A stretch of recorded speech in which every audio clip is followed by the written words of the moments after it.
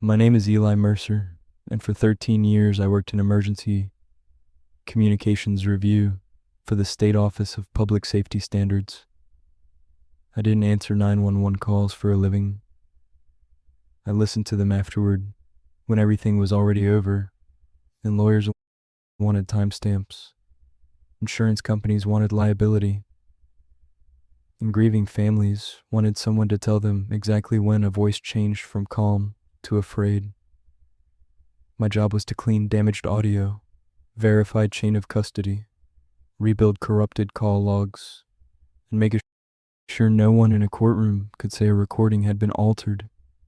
I'm telling you this because I found a town the state of Nevada says never existed, and because the last emergency call I recovered from that town contained my own voice 17 years before I ever went there. I know how that sounds. I know what a confession like this does to a person's credibility before he's finished his second sentence. That's one reason I waited. The other reason is simpler. The people who made me sign the non-disclosure paperwork told me silence was a public safety measure. They told me the location had been suppressed, the routing tables quarantined, the municipal identifiers retired, and the hazard contained. Last Thursday, my daughter came home from school with an emergency contact card in her backpack. In the box marked home address, in her own careful handwriting, she had written a place she's never lived, 14 Collier Street, Vesper. There's never been a Collier Street in my town. There should not be any address at all in Vesper, because Vesper was erased in August of 2002. And it is coming back. When people imagine emergency dispatch, they picture the headset and the monitor and the operator saying, 911, what is your emergency? They don't think about the architecture behind it, which is mostly what I dealt with. The dead, skeletal systems that decide where a call goes before a human being ever hears it. Selective routers, address databases, ALI records, automatic number identification, the master street and address guide, old copper trunks still hanging around inside newer digital systems because no one wants to touch what still works. A city can burn down and still exist in those systems for decades. A farmhouse can be demolished and still ring into a dispatcher screen if somebody reuses the line pair. A disconnected motel can keep throwing stale location data because one record in one county server never got retired. Most anomalies have causes: sloppy migration, bad geocoding, human error. That was the category I put Vesper in at first. In October of 2019, the northern counties consolidated their PSAPs into a regional dispatch center outside Reno. The old county facility in Cibola Basin was being shut down, and my office was assigned the archival review. Make sure the liability-sensitive recordings were duplicated properly, destroy anything past retention, and flag anything that had to be preserved because of unresolved claims or historical exceptions. It was a boring job, and I was glad for it. At the time, my marriage was already thinning out around the edges. My wife, Andrea, said I had become better at listening to dead strangers than to living people. She wasn't entirely wrong. The Cibola Basin Dispatch Center sat behind the sheriff's annex in a concrete block building that always smelled like dust and burnt coffee. Half the fluorescent lights in the archive room flickered with the dry, stuttering pulse of a failing ballast. They had shelves of optical media in cracked jewel cases, old DAT tapes with handwritten dates, backup logs printed on perforated paper, and two metal cabinets nobody had opened in years because the key had gone missing. I spent the first 3 days doing exactly what I always did: catalog, image, verify, label. It was the kind of work that made time disappear. At lunch, I ate sandwiches at my desk while waveform software crawled across the monitor. At 6, I'd step outside and find the desert already blue with evening, the hills flattened into shadow like somebody had erased their depth. On the 4th day, the clerk helping me with inventory rolled in one of the cabinets after maintenance drilled the lock. Her name was Tasha, early 20s, bored, already half checked out of a job she knew was ending. She tugged the drawer open and frowned. "What's VSP?" she asked. I looked over. The drawer held 13 DAT tapes, 6 CDs, and a bundle of thermal printouts secured with a rubber band, fossilized hard with age. Every label had the same 3-letter prefix in black marker. VSP, probably a site code, I said. Tasha read one aloud.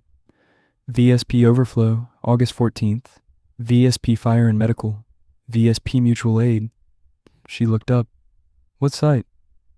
I shrugged. "We'll know when I open the logs."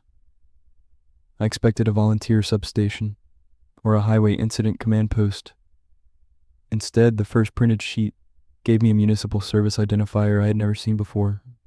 Vesper Town, PSAP, Route Class Secondary, Fallback Cibola County Central. Population estimate, 412. Active units, Town Marshal, Volunteer Fire, 1. BLS Ambulance, County Mutual Aid.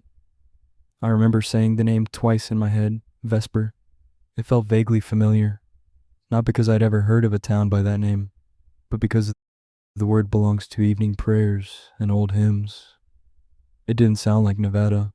It sounded like a place somebody built on purpose and meant to keep quiet. I searched the state directory. Nothing. I searched the county GIS. Nothing. I searched retired municipalities and historical post offices.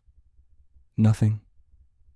Then I checked the address database backups from 2001 through 2004, and Vesper showed up exactly where it shouldn't have. A complete little grid of streets nested in the northeast corner of Cibola Basin, 30 miles from the nearest highway spur, with a water utility marker, a clinic, an elementary school, and a municipal siren. Not a ghost entry either. It had parcel numbers, structure IDs, range routes, subscriber lines. A real town, or something pretending to be one. I should have logged it as a discrepancy and moved on. Instead, I loaded the first tape. What people don't understand about old emergency audio is how intimate it is. New systems are compressed, noise managed, scrubbed. Old analog and early digital recordings kept everything. The click before the line opened, the room tone on the dispatcher side, the hiss of weather in the carrier, the tremor in a caller's breath before they realized how afraid they were. Listening to those tapes felt less like reviewing evidence and more like opening a sealed room. The first call was ordinary enough to be disappointing. Female caller, mid-30s, reporting that a sedan had gone off Meadow Creek Road during heavy rain. She gave cross streets. The dispatcher took the location, toned volunteer fire, asked if anyone was trapped. The woman said no, just shaken up. You could hear rain hammering on the roof of her car. Then the dispatcher asked for her callback number, and the caller said, "I'm at the corner by the old school." The dispatcher replied, "Ma'am, there isn't a school on Meadow Creek." There was a pause. Rain. The woman came back on the line, quieter now. "There is from here." I froze the playback and leaned in.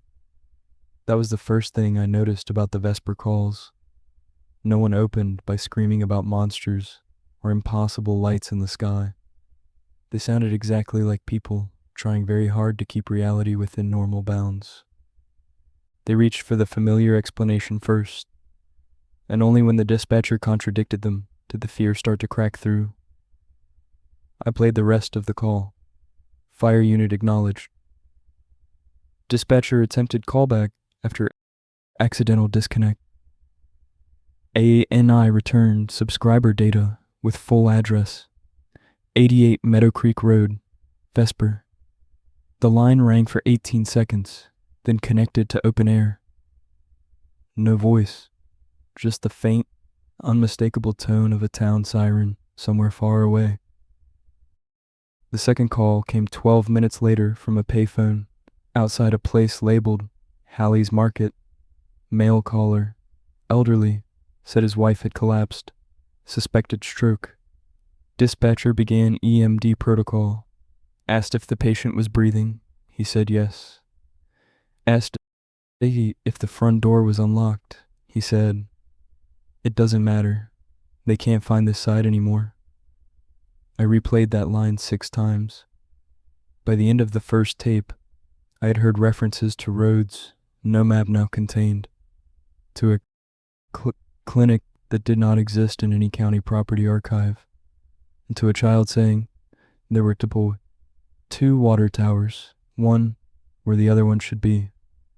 I also heard something else that bothered me more than the words themselves. The dispatchers handling the calls were good. No panic, no mocking, no sign they thought it was a prank. They were treating Vesper as real. At 5 that evening, I took the printouts to the county radio tech. A man named Dennis Kroll, who had stayed on temporarily to decommission the legacy equipment. Dennis was in his 60s, heavy-jawed, with a nicotine cough and fingers stained brown from decades of cigarettes. He looked at the top sheet and didn't touch it. "Where'd you find those?" "In archive drawer 3. He leaned back in his chair like distance could help. "Those should have been boxed years ago." "What is Vesper?" Dennis stared at me for a long time, then toward the window behind my shoulder, where the sunset had turned the lot outside into a field of copper glare. "You ever have one of those old family stories," he said, "where nobody tells it straight, but everyone in the room gets quiet when the place name comes up?" "My father disappeared on a search call in this county," I said before I could stop myself. Dennis looked back at me. "When?" "August 2002. He rubbed a hand over his mouth. "State trooper?" I said nothing. That was answer enough. Dennis nodded once, almost to himself.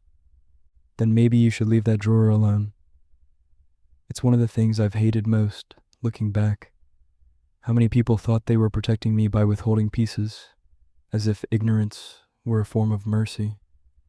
My father had been a highway patrol sergeant named Martin Mercer. Officially, he went missing during flash flood response after his cruiser was believed swept off a service road outside Cibola Basin. They found the vehicle days later, lodged in mud against a culvert. Empty, radio damaged. My mother was told he probably exited the car and was taken by the water. It was the kind of story nobody can disprove, which makes it useful. I was 19 when he vanished. By then he and my mother were already separated, but I still knew the cadence of his radio voice better than I knew the sound of his laugh. He'd call from the road and talk in short, efficient bursts, half his mind on traffic, half on me. When I heard Dennis say, "State trooper," something hard and cold moved under my ribs. I took the tapes home. That was a violation, technically. Archived evidence wasn't supposed to leave the facility without sign-out and duplicate chain. I told myself I was only going to review one more call on my own equipment with better restoration software. Instead, I stayed up until 2 a.m. with headphones on, listening to people in a town I could not find on any current map ask for ambulances that never arrived. At 1:14 a.m., I heard my father's voice for the first time. Not on a 911 line, on a mutual aid radio patch preserved on the secondary channel. County Central, 12 en route into Vesper from North Access. Advise visual on water tower. No contact with local units. I knew it instantly. Age does strange things to memory. but the ear keeps what it loves and what it fears. His voice was flatter over the radio than in life, but it was him. Unit 12 had been his call sign that summer. I still had an old photograph of him leaning against his cruiser with the 12 stenciled on the bumper. I stopped breathing long enough to feel the first hot sting behind my eyes. Then the dispatcher replied, and the professional part of me snapped back into place because the exchange itself was wrong. The dispatcher said, 12. Confirm you are entering on Collins Road. My father answered, negative. Sign says Collier. The dispatcher came back immediately. There is no Collier in Vesper. Use Collins. A beat of static. Copy, my father said, but the sign says Collier. When I opened my front door the next morning, the air outside felt scraped thin and metallic, like the atmosphere before a storm, though the sky was pure hard blue. Andrea was making coffee in the kitchen. She took one look at my face and said, "What happened?" I should have lied. Instead, I told her I'd found an old county archive with possible records related to my father's disappearance. She turned off the kettle and came to the table alone. "Eli," she said gently, "please tell me this isn't you falling down another hole." That hurt because it was fair. I had spent years chasing the edges of my father's disappearance without ever saying I was doing it. FOIA requests, old incident logs, radio maintenance records, mostly dead ends. Nothing overt enough to count as obsession from the outside, just enough to take a toll on a marriage from the inside. "This is different," I said. Andrea gave me a look I had seen too many times. "It's always different." I almost told her about the voice. I almost put the tape in her hand and asked her to hear what I heard. But there are moments when a person knows, instinctively, that saying something aloud will make it more real than he is prepared to bear. So I only said I needed a little more time. I went back to the dispatch center and spent the next 3 days reviewing every Vesper artifact in the archive. Population records from the old county billing export showed 389 permanent residents and 27 seasonal utility accounts. As of June 2002, there was a K-6 school with 38 students, a volunteer fire station, a clinic staffed 3 days a week by a nurse practitioner from Tonopah, and a municipal water tower serviced by a private contractor. Utility diagrams showed a single feeder line and a backup generator at the substation. Phone service came through a remote switch 32 miles west. The strangest thing wasn't that the town existed in those records. It was how complete the records were right up until they weren't. Vesper didn't dwindle. It didn't incorporate, then disincorporate. It stopped.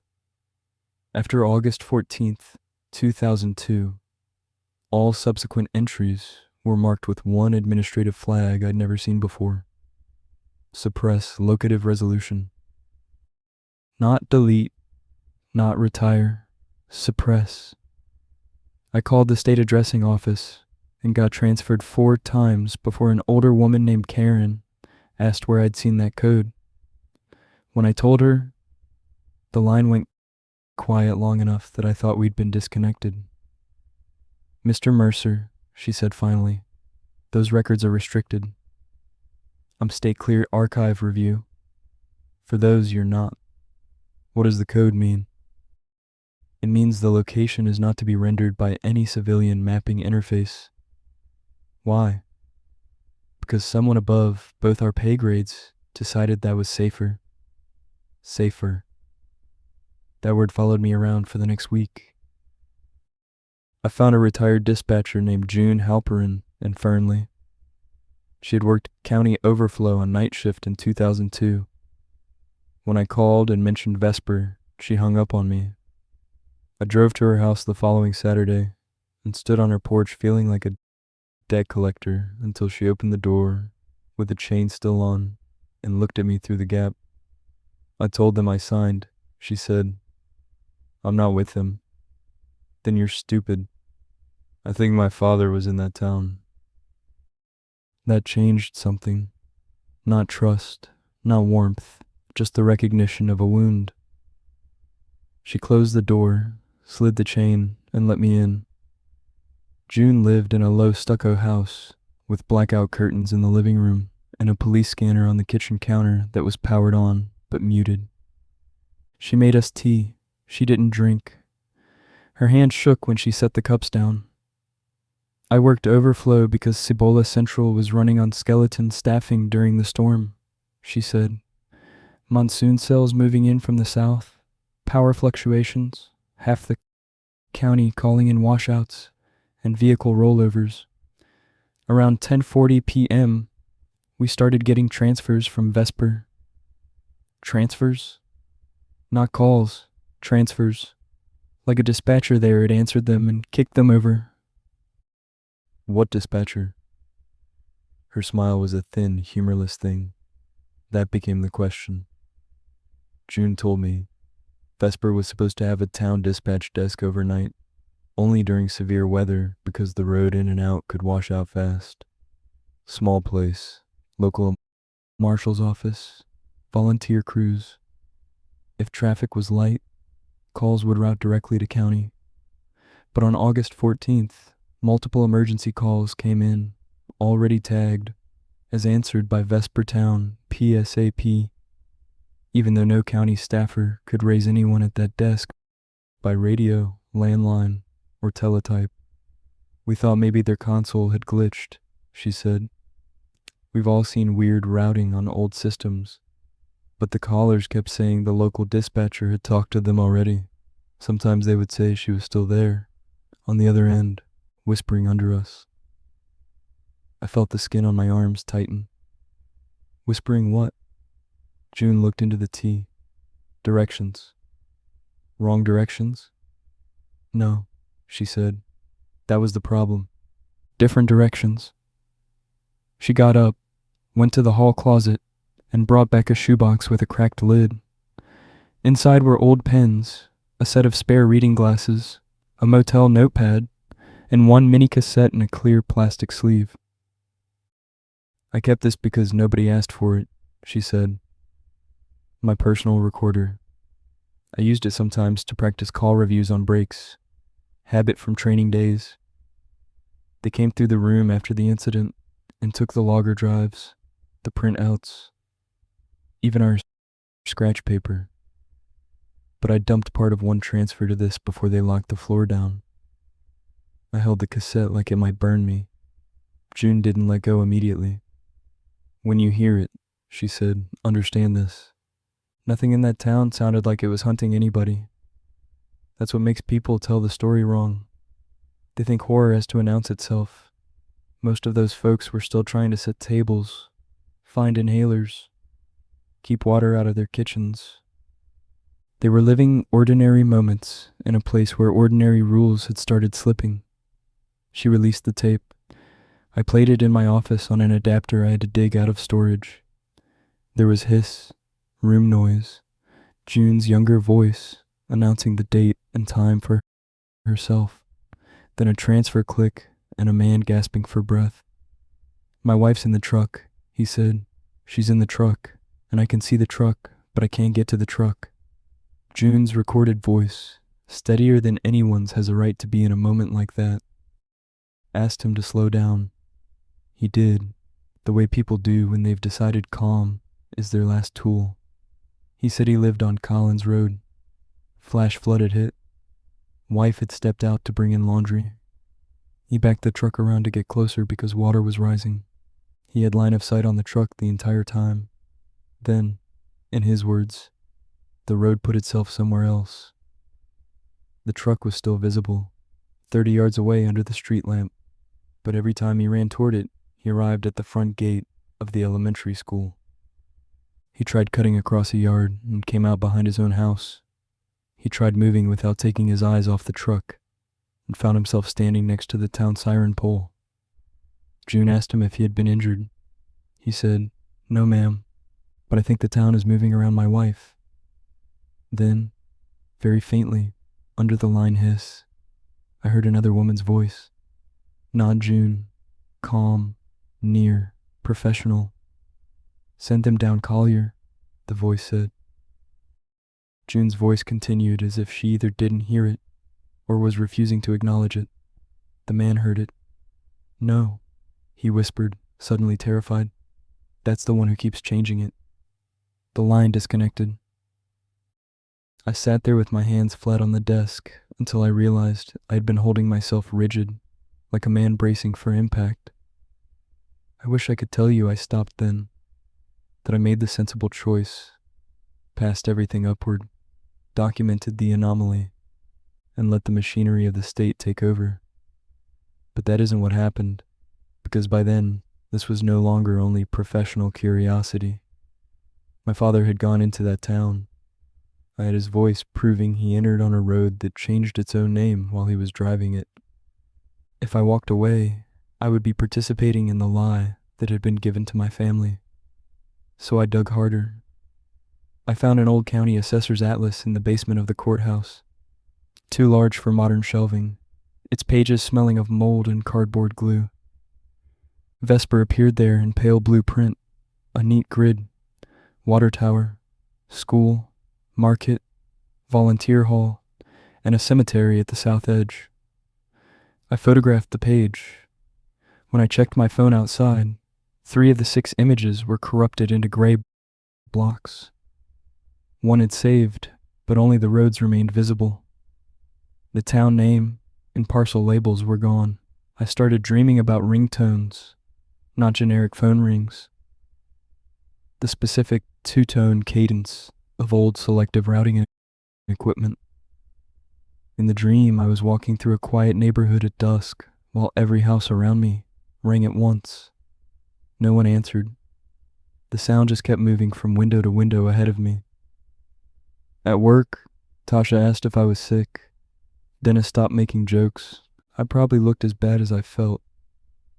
Then, a woman named Lena Ortiz called my office because she'd seen my internal request for restricted GIS overlays and wanted to know why anyone on archive detail would need municipal suppression histories.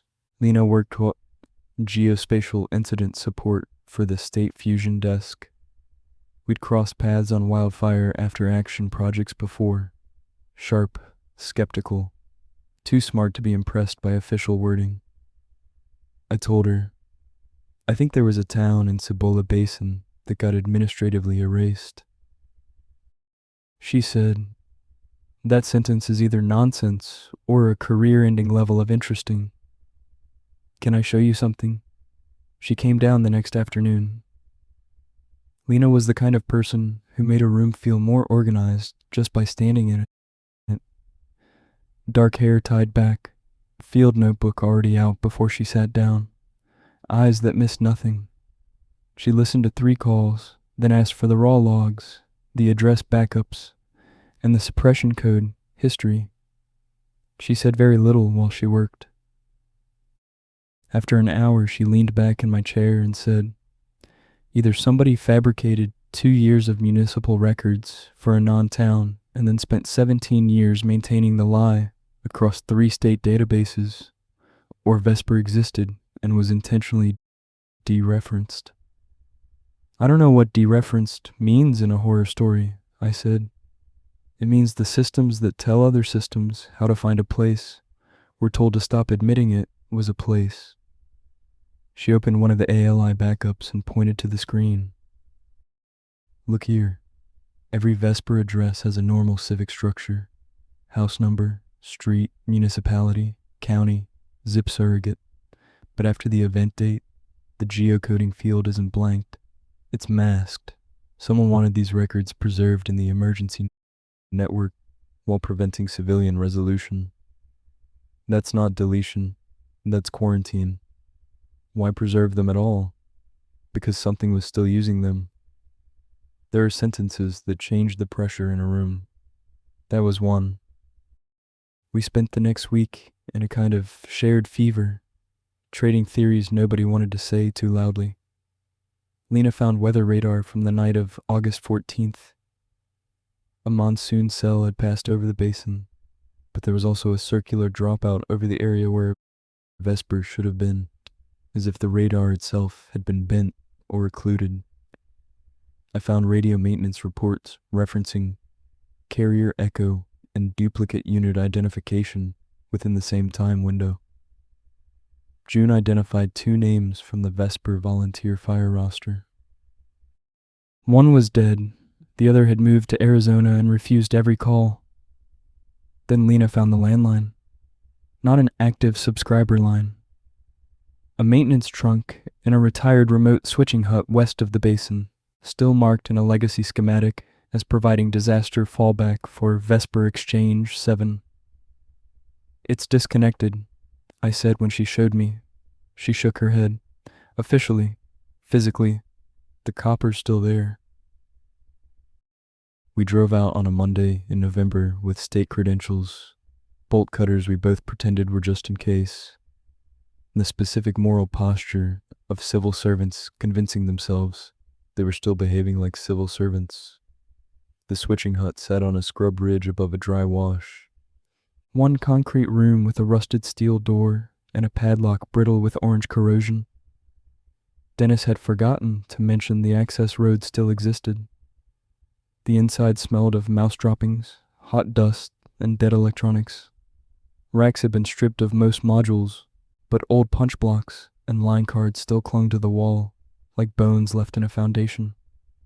Lena set her tablet on a shelf and pulled up the legacy line map. I found the labeled pair, VSP7 fallback trunk.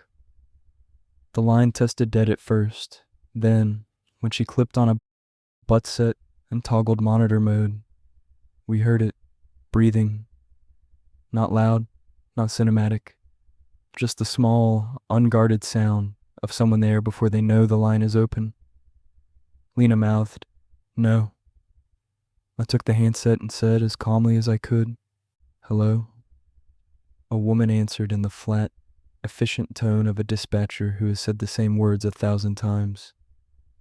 "Vesper emergency. What is your location?" Every muscle in my body locked, not because the voice was supernatural, because it was human enough not to be. I said, "Who is this?" There was a tiny click, like someone switching a headset from one ear to the other. "Sir," she said, "if you can hear me, give me your address now."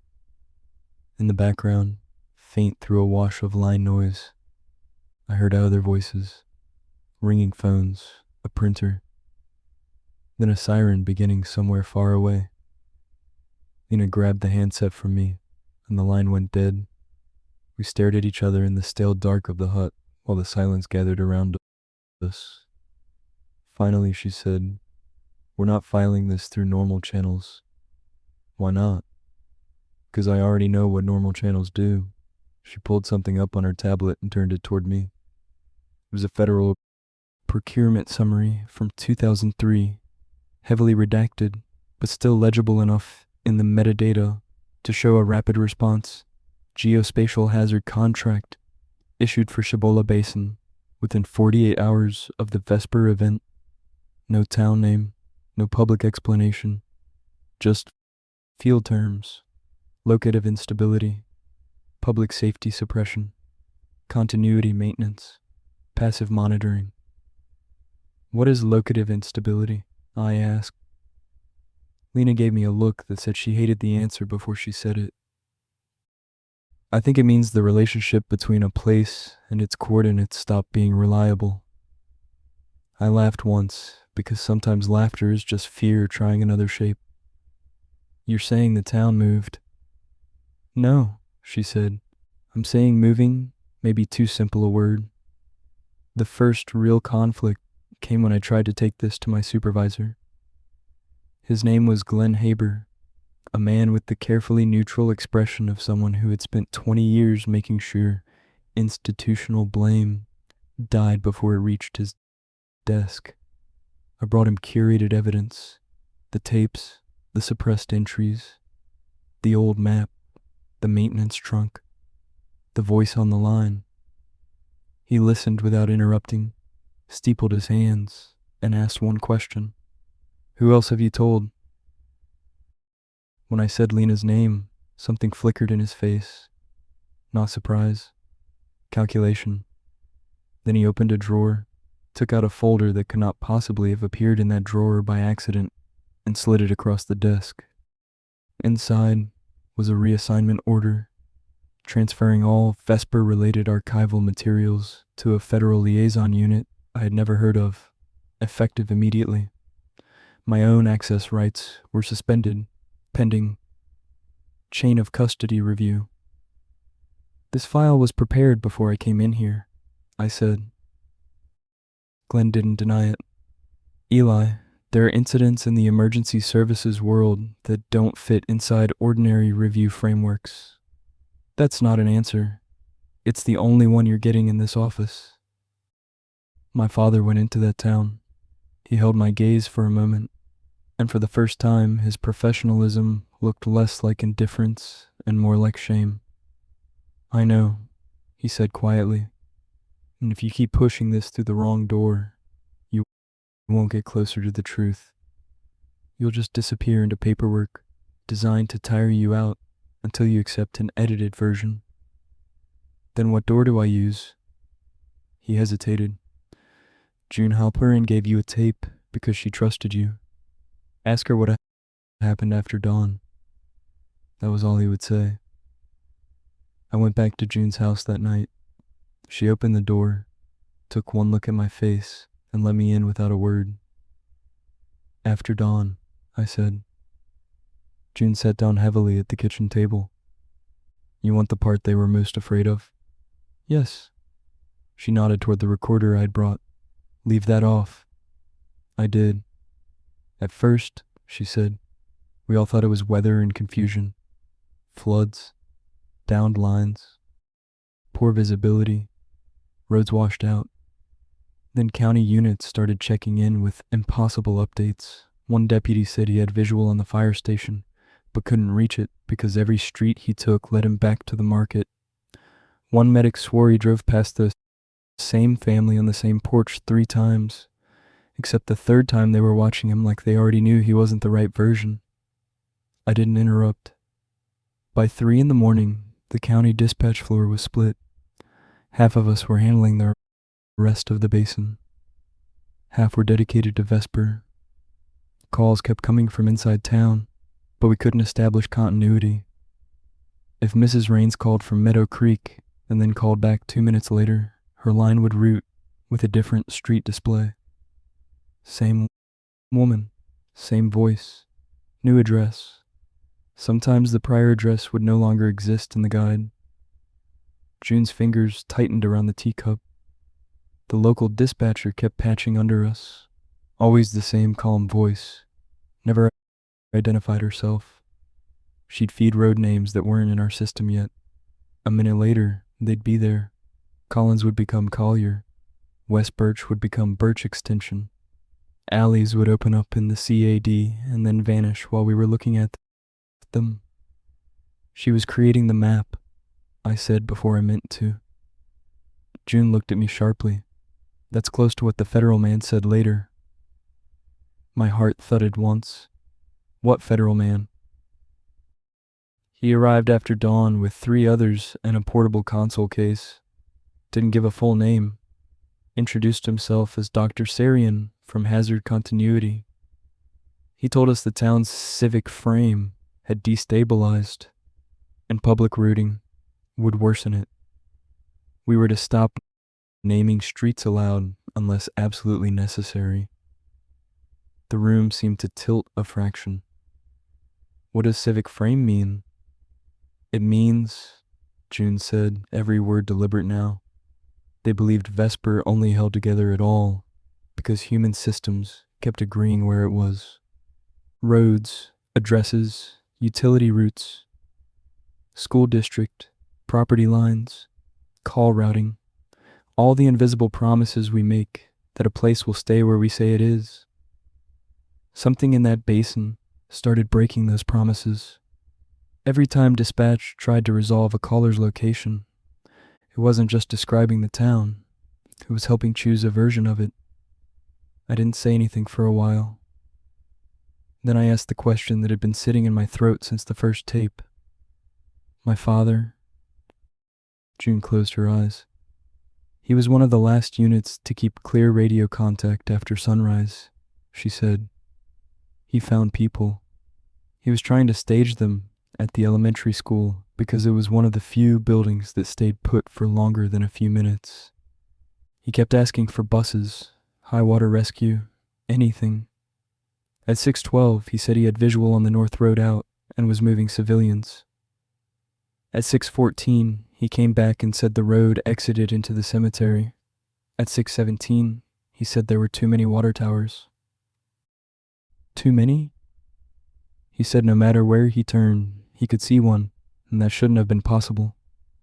My mouth had gone dry. June continued in a lower voice. Last thing I heard from him clearly, he said, "Tell my boy not to let them write this as weather." Then his transmission duplicated. What does that mean? It means we heard him on 2 channels at once, giving different locations. I don't remember leaving June's house. I remember sitting in my car outside with the engine off, and my hand shaking so badly I couldn't get the key into the ignition. Tell my boy not to let them write this as weather. There are things grief does when it finally receives the shape it has been denied. For 17 years, my father had been a blank space. Not alive, not dead in any witnessed way, not heroic, not cowardly, just absent. One sentence restored him instantly to himself. He had known. He had tried to send something through. Not a goodbye, an instruction. The next phase of what happened is the part I still replay when I can't sleep, because it is where the story could still have turned differently. Lena wanted to go in, not blindly, not at night. She wanted to ground truth the site where Vesper had been against the legacy maps, the radar anomalies, and the maintenance trunk. She argued, correctly, that every official record about the place had already been filtered through people invested in keeping it hidden. If there were still physical remains, we needed eyes on them before federal containment swallowed the trail completely. I wanted the same thing, but for worse reasons. We chose a Saturday in early December. Cold, clear, no rain. We told no one except June, who called us idiots in 3 different ways, and then handed me a folded motel notepad page she'd kept since 2002. On it was a rough sketch of Vesper's street grid in blue ink, drawn from memory. One instruction was written across the bottom in block capitals. If you hear someone giving better directions than your map, do not follow her. We parked off a washed-out service track and hiked the last mile on foot because Aunt Lena didn't want tire prints leading anyone else to our route. The basin looked empty from a distance. Flat scrubland, low ridges, pale salt scars where seasonal water sat and vanished. No houses, no tower, no town. Then, about 20 minutes in, I saw a line of cottonwoods in the distance, and beyond them, for less than a second, sunlight glinted off something cylindrical and high. A water tower. I stopped walking. Lena followed my gaze. You saw it too? It was there. She lifted her binoculars. Now it isn't. We reached what should have been the south edge of town around noon. There were traces if you knew how to read absence.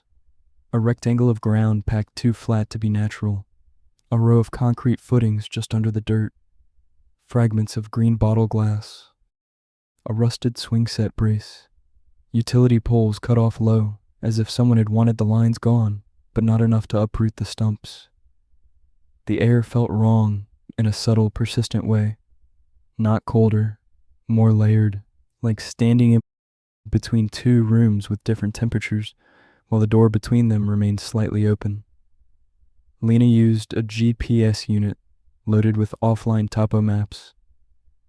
It pinned, drifted 20 yards east, corrected, then jumped behind us.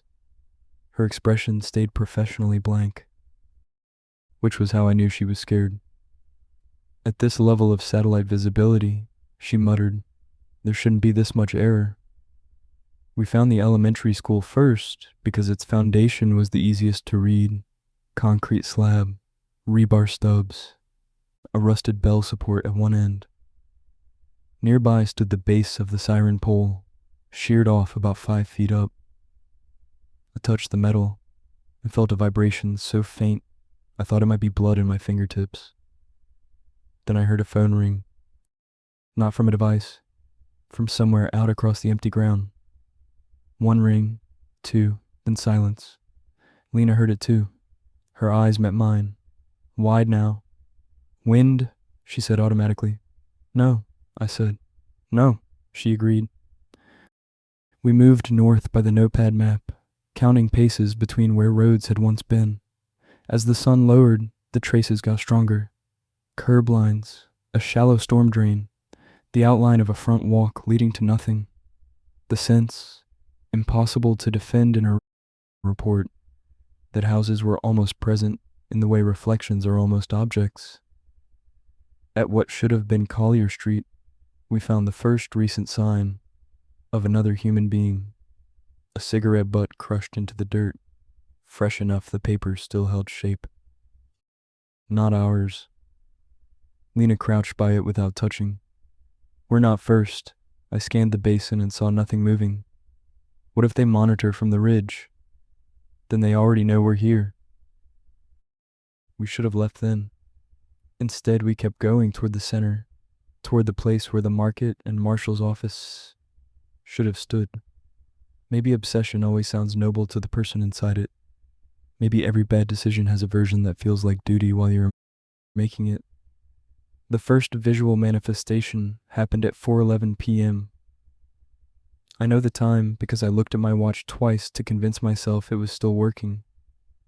We had paused beside what might once have been a curb when a gust of wind moved a yard across the basin, carrying the smell of wet asphalt and fryer grease. Then, 50 yards ahead of us, a line of porch lights came on. No houses, just the lights, suspended at the correct heights in open air, receding down an invisible street. Lena made a sound in her throat I'd never heard from her before. The lights remained for maybe 3 seconds. In that time, I also saw the suggestion of roof lines, the pale skin of a water tower behind them, and something like curtains moving in a lit window where no wall existed. Then it all thinned and went away. My heart was hammering so hard I could feel it in my teeth. We're done, Lena said. I nodded. That's when the dispatcher's voice spoke behind us. North Road's open now, she said. We spun, no one there. The voice had not come from a speaker. It had come from the air at shoulder height, clear and close, exactly where a woman standing a few feet behind me might have been. Take Collier, she said. You'll have better access. Lena grabbed my arm hard enough to hurt. We backed away without turning our backs on the empty space where the voice had been. My mouth kept trying to form questions and failing. There was nothing theatrical in the tone, nothing overtly malicious, just brisk competence, the voice of somebody trying to keep a crisis organized. That, more than anything, made it awful. We retreated south on the path we believed we'd used coming in. Within 5 minutes, we were standing at the school foundation again. Neither of us said anything.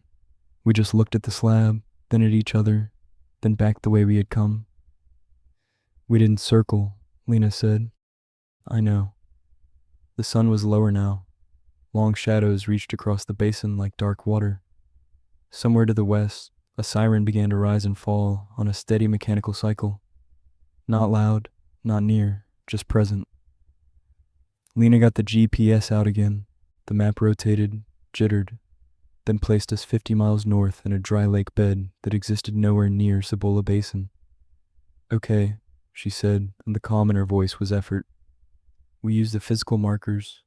School slab, siren base, wash line. We don't chase anything new. We started walking. For a while it worked.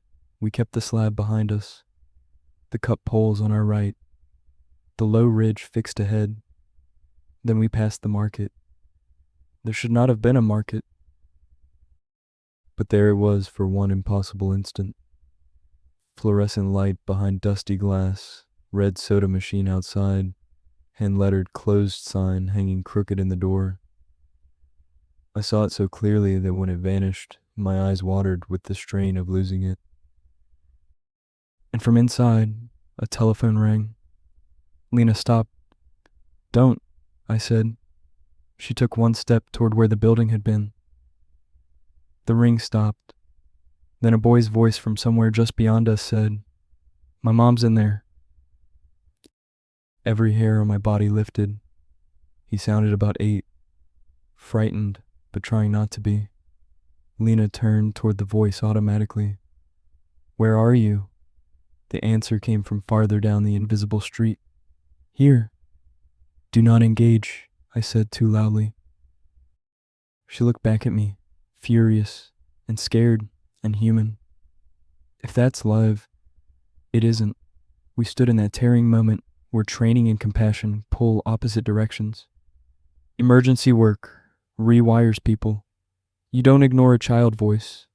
You don't walk away from a possible survivable. Everything decent in you rebels. Then the dispatcher's voice came again, from somewhere left of us. "Birch Extension," she said. "He's on Birch Extension." Lena whispered, "There's no Birch Extension." The child started crying. It was real crying, not eerie, not stylized. The raw, breathless kind a kid makes when panic outruns self-control. It cracked something open in the space between us. Lena ran. I went after her because there was no version of me that wouldn't. We crossed what looked like open ground, and suddenly there were fences on both sides, chain link glinting in dusk. A narrow service alley where no alley had been a second before. Lena was 10 feet ahead, then 20, then at the far end of a lane, lined with the backs of houses that hadn't been there when we entered it. Porch lights burned warm yellow. A sprinkler clicked somewhere. Television noise drifted through one wall. It was an ordinary residential block at the wrong angle to the world. "Lena!" She stopped at an intersection and turned in a slow circle. "I can hear him," she said. I could hear him too now, but the voice was everywhere. Front yard, upstairs room, under a porch. A child calling for his mother from every house at once. Then the houses flickered, not vanished, shifted. Like different versions were trying to occupy the same outline. A woman opened a front door across the street and looked straight at me.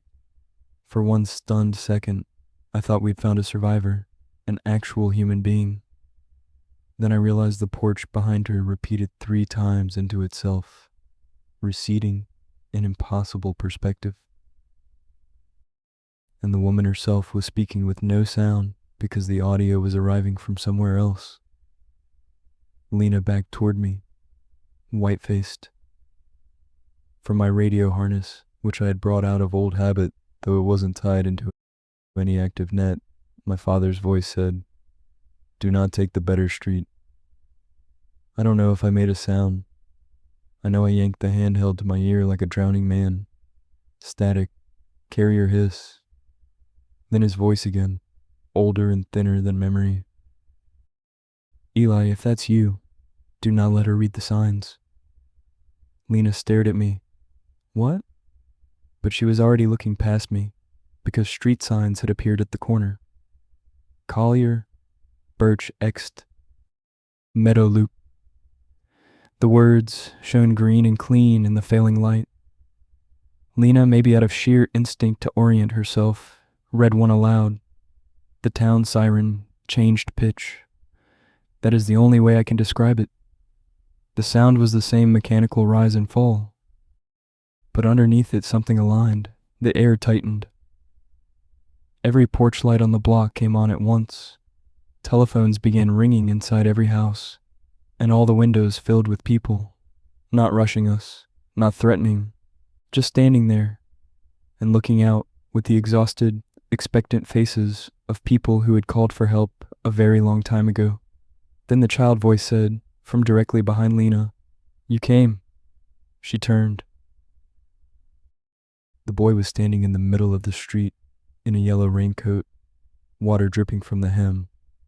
Though the sky above us was clear, his face was pale, earnest, and more terrible for not being grotesque. He looked lost, not evil, as if he had been waiting so long, the waiting itself had replaced whatever should have happened next. Lena took one involuntary step toward him. The dispatcher's voice came from everywhere now. "Good," she said. "Now give me your location." I grabbed Lena's wrist so hard I left bruises. "Don't answer." The houses around us blurred. Some had floodwater against the foundations. Some were burned. Some stood intact with curtains breathing gently in climate-controlled air. Some had no roofs at all. It was as if the town were displaying all its unfinished emergencies at once, trying to stabilize through witness. Lena was crying without realizing it. "We have to help them." I know what it cost me to say the next thing. "No," I said. "We have to stop helping them the wrong way." We ran. The street resisted like a bad dream. Distances stretched. Intersections repeated. Twice I saw the water tower at the end of different blocks. Once I saw my father standing beside a sheriff's Tahoe with the driver door open, waving us back, but when I blinked, he was only a shadow cast by nothing. Lena kept muttering street names under her breath, the way people do when they're trying not to lose themselves. I kept telling her to stop. My old handheld radio hissed and popped, then a live carrier opened. "This is Mercer, State 12, my father's voice said. "If county's still receiving, I have 31 civilians staged at the school. Listen to me carefully. The roads aren't wrong. The addresses are." Static swallowed him. Then, under it, the dispatcher again. "Mr. Mercer," she said, and this time she was speaking to me. "You can't evacuate a place unless you can name where it is." That sentence has lived in me ever since like a splinter. Because it was true. Help requires location. Rescue requires coordinates, routes, places fixed enough to send someone through. What happens when a town starts slipping specifically at the level where humans make places legible to one another?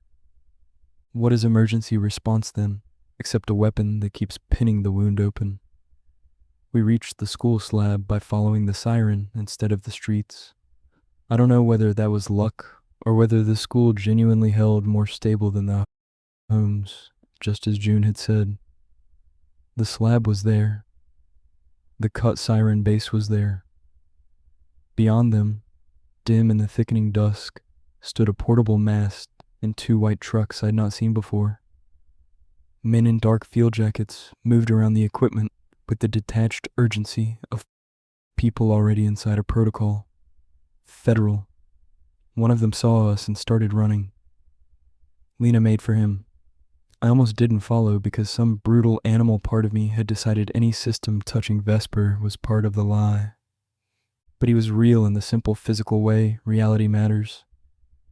Boots on concrete, breath clouding in cold air, flashlight beam hitting dirt instead of passing through it. He reached us and seized my shoulder. "Did you read signage?" he demanded. Lena said, "What? Did either of you vocalize street references?" I started to answer, then stopped because the man behind him had stepped into the light, and I recognized him from June's description, even though 17 years had passed. Dr. Sarian. Older now, gray at the temples. Same severe stillness in the face of catastrophe that certain doctors and dispatchers share. He took one look at me and said, "Mercer." Not a question. "You knew my father." I monitored his last traffic. Rage came up so fast, I tasted metal. I might have hit him if Lena hadn't still been gripping my sleeve. "What is this place?" I said. Sarian glanced towards the darkening basin, where porch lights were beginning to blink in and out across open ground like stranded ships signaling each other. Then he looked back at me, with an expression so tired it almost passed for honesty. "It was a town," he said, and then it became an address engine, with people still inside it. He led us under a canopy beside the portable console. A woman on comms was monitoring 3 audio feeds at once, all of them carrying overlapping fragments of calls. I heard a man asking for an ambulance, a woman saying the school bus hadn't come, a dispatcher taking a domestic violence report in a voice so calm it might have been the same voice as the one from the line. On a laptop screen, map layers were blooming and collapsing over the basin in real time like translucent shells. Sarian pointed to them. "Places persist because enough systems agree they do," he said. "That agreement is more than cultural, it's infrastructural. Utility service, mail, taxation, voting districts, school enrollment, dispatch routing, parcel boundaries, weather reporting, digital maps. Vesper sat over a geological anomaly that interfered with synchronized signal resolution long before anyone understood what they were seeing. Minor incidents for years, lost survey stakes, duplicated addresses, road crews reporting mismatched mile markers. Then, the emergency network upgrade in 2002 increased locative precision dramatically. Every call, every dispatch, every corrected route added more stress. You're talking like the town was software. I'm talking like human systems are one of the ways reality gets pinned down at scale. That sounds insane even now, but in that moment, with the basin behind him pulsing faintly with impossible household light, it landed with horrifying clarity. "The storm," Lena said, "the radar dropout." Sarian nodded.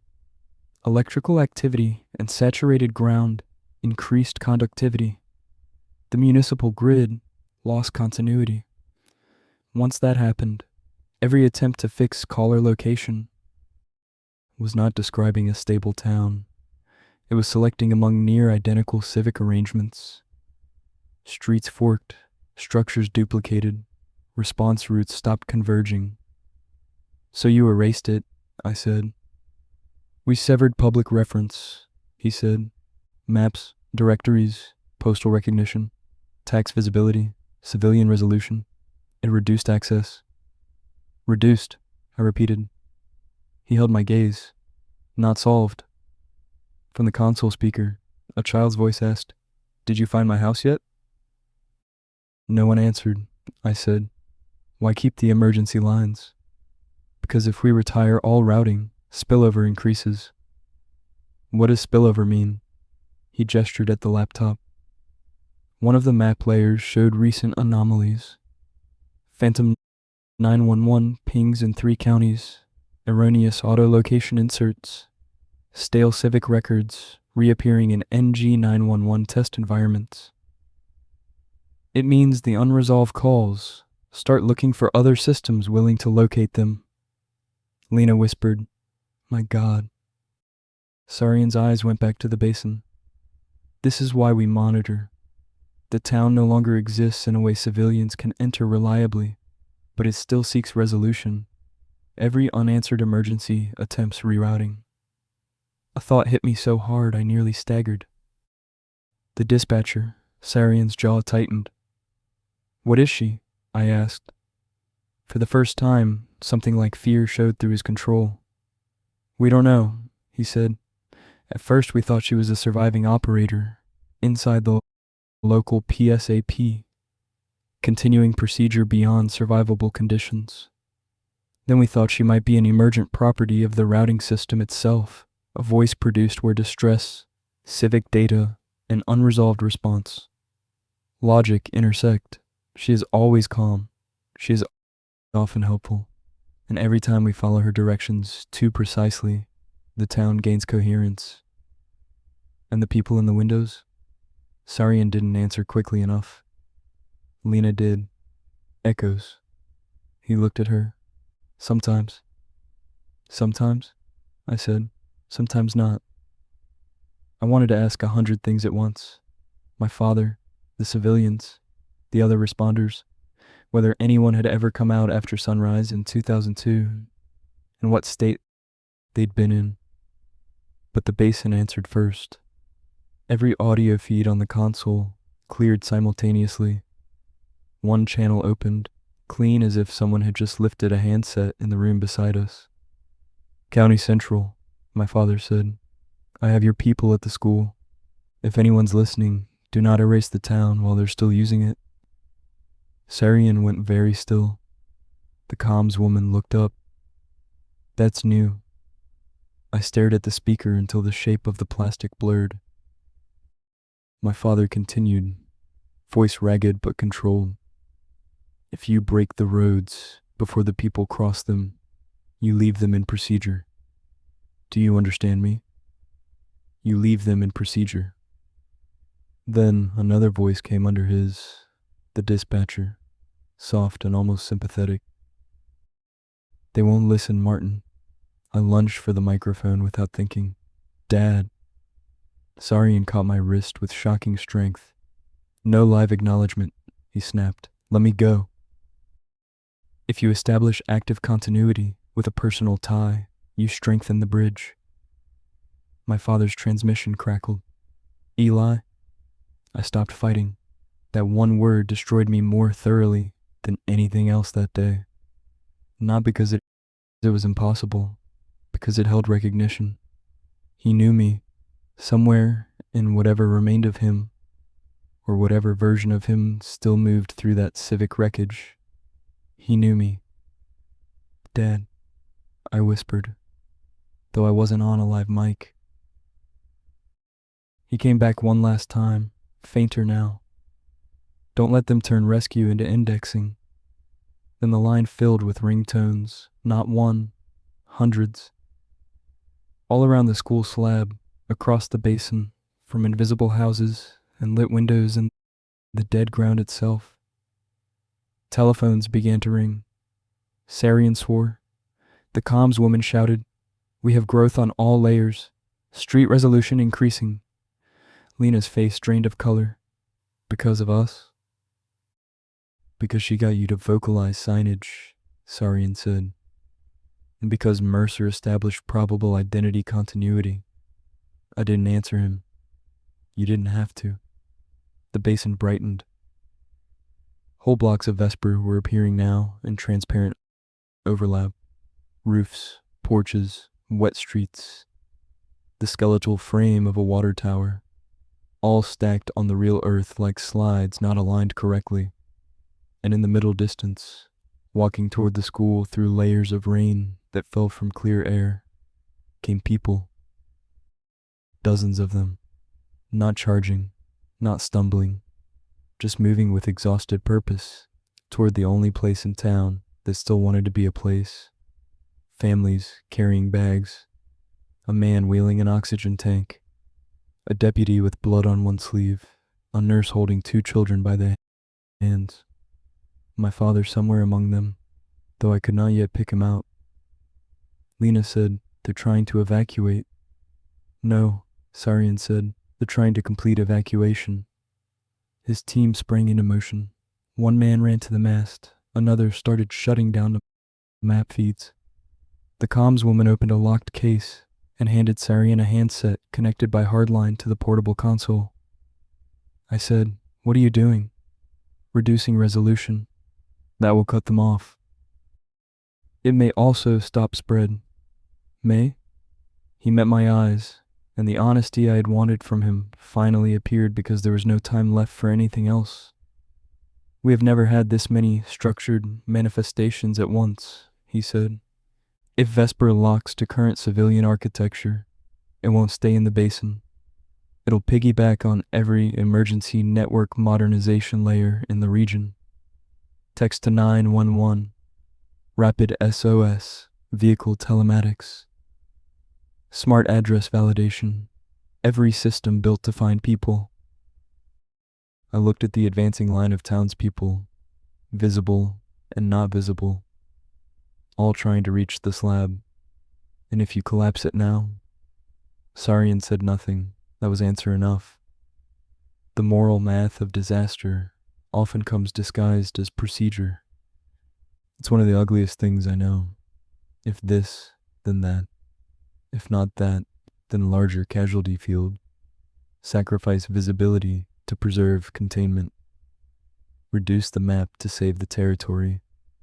We tell ourselves these are technical decisions because the alternative is admitting they are moral amputations. Lena understood before I did. You're going to leave them there. Sarian's face did not change, but his voice dropped. We left them there in 2002. The siren hit a pitch that made my teeth ache. The line of evacuees quickened. I could see individual features now. Mud-splashed jeans, a little girl missing one shoe, a man with a towel wrapped around his hand.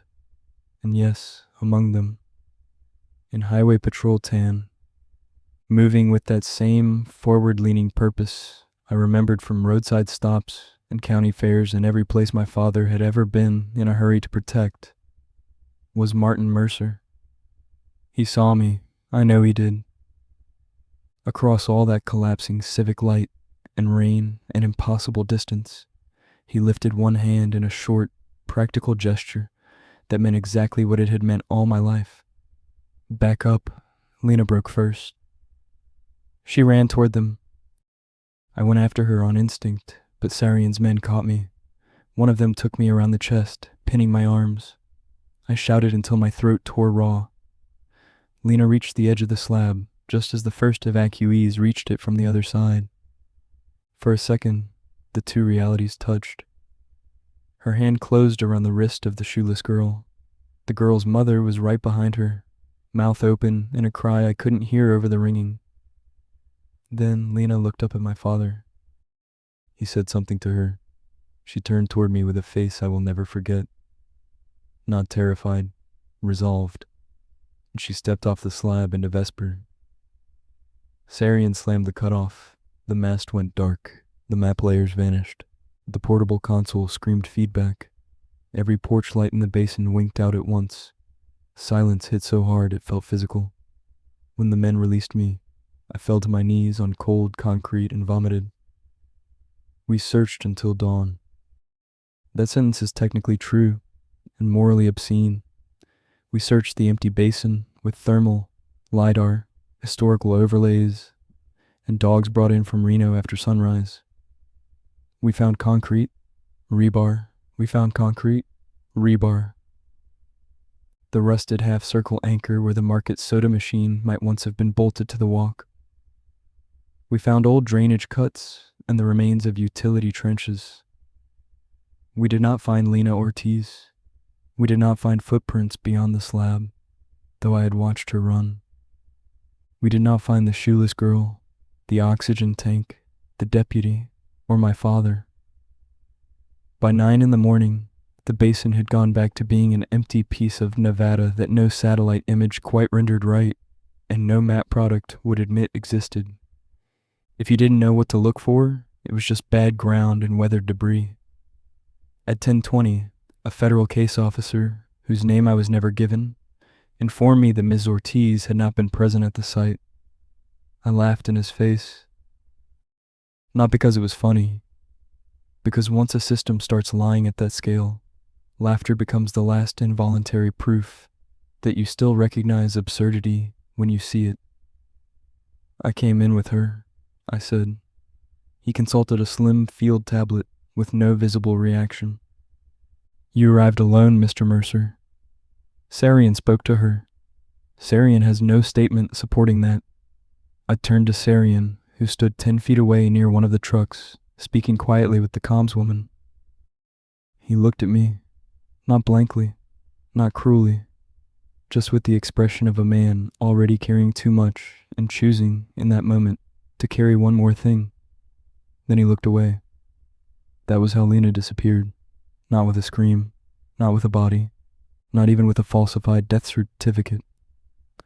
She was converted, almost instantly, from a living person into a bureaucratic absence. Access badge deactivated. Vehicle impounded. State directories revised. Internal emails bounced back with user not found. In less than 72 hours, every official system she had trusted to reflect her life began behaving as if she had never entered them.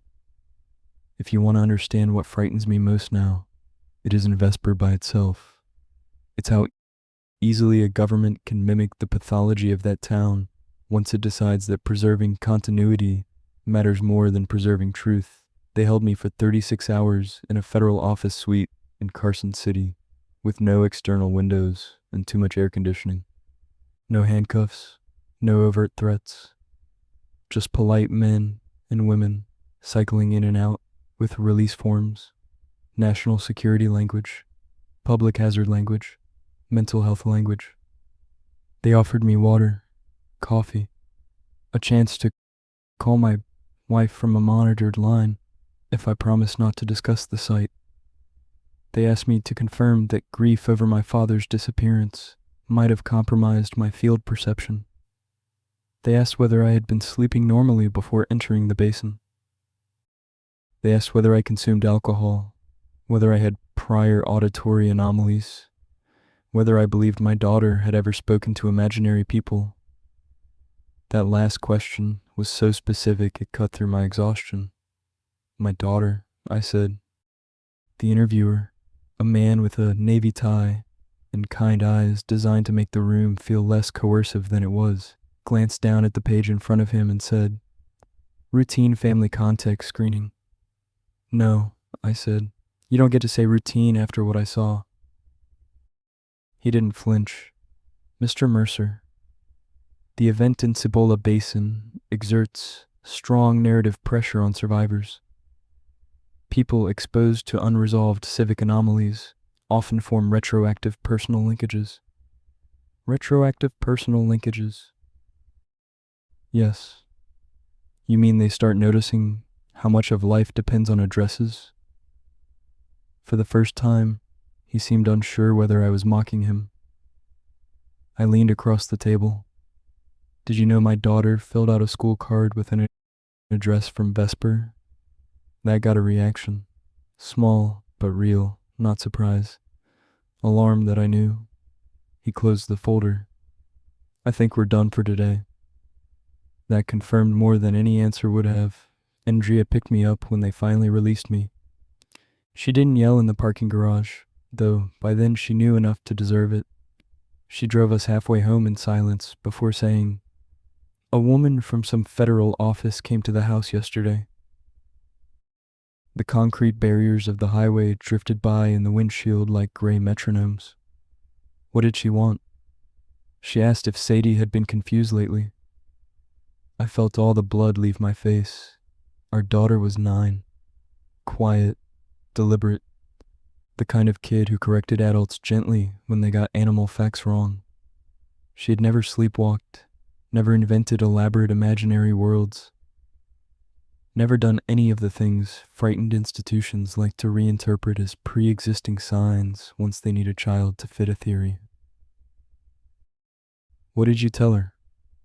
"That my daughter was fine," Andrea said. Then I asked who the hell she was, and she left. I nodded. Andrea gripped the wheel harder. "Eli, tell me everything." So I did. Not every technical detail, not Sarian's terminology, but enough. The town, the calls, my father's voice, the basin. Lena. I expected Andrea to interrupt, or challenge, or give me the careful expression people wear when they're deciding whether to call a doctor on your behalf. Instead, she drove in silence until we reached our street, parked without turning off the engine, and said, very quietly, "Sadie's been drawing a place." I turned toward her. "For about 2 weeks," she said. "Same block over and over. Water tower, little market with a red machine outside, a school with a bell. I thought she was inventing it from some book." I could barely get the words out. "Where are the drawings?" "In the kitchen drawer." We went inside together. Sadie was asleep upstairs. The house smelled like dishwasher steam and pencil shavings and the faint artificial strawberry scent of the shampoo she liked too much. Andrea took a stack of printer paper from the junk drawer and spread it on the table between us. Children draw places the way adults remember them after trauma, by keeping what matters and losing scale. A row of square houses under yellow lights, a road curving wrong, a tall tower with legs too thin for its tank, a building labeled Market in careful block letters, a woman behind a desk wearing a headset. In one drawing, the woman had no face, just a blank oval and a neat black bob. On the back of another page, Sadie had written a list of names: Collier, Meadow, Birch Exton, Hallies, North Siren. I sat down because I was no longer sure my legs would take instructions. Andrea touched one of the sheets with a finger. She said they were dreams. She said the lady at the desk wanted everybody to stay calm because help was trying to find the right street. I don't know how long we stayed at that table. At some point, Andrea said, "Tell me what this means." And because I loved her, I didn't answer too quickly. "It means," I said carefully, "that whatever happened in Vesper didn't end in 2002. That's not what I asked." She was right. What she had asked was whether our daughter was in danger. I said the only honest thing I had. I don't know. For the next month, I tried to be rational. I went to work. I complied with the access restrictions.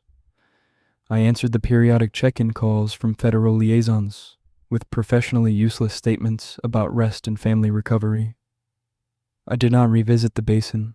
I did not contact June or Dennis or any of the numbers Lena had stored in our shared case file before her account vanished. I told myself that if Vesper fed on reference, then discipline and silence were forms of protection. Meanwhile, small things changed. Sadie began correcting our route when Andrea drove her to school. "Don't take Collins," she said one morning from the back seat. "The other one is faster." Andrea's hands tightened on the steering wheel so suddenly the car drifted half a foot right. "There is no other one," she said. Sadie looked genuinely puzzled. "There is from here." The first time Andrea told me that, neither of us spoke for several seconds. A week later, a delivery driver left a package intended for 14 Collier Street on our porch. Wrong town, wrong label, right last name. The package was addressed to Martin Mercer. Postmark unreadable. Return address blank. Inside was a child's yellow raincoat, still damp.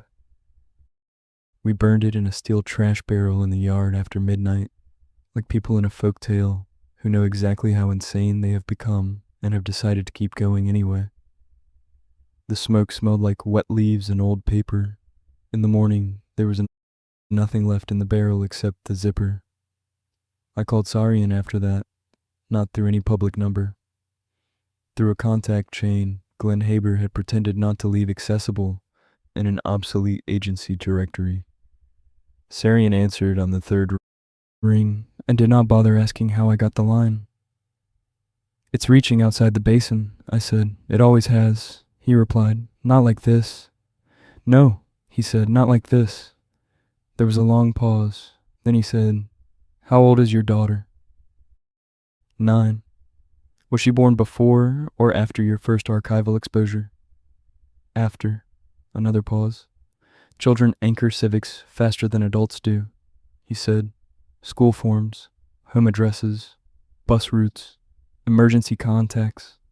They internalize location procedurally." Say that in English.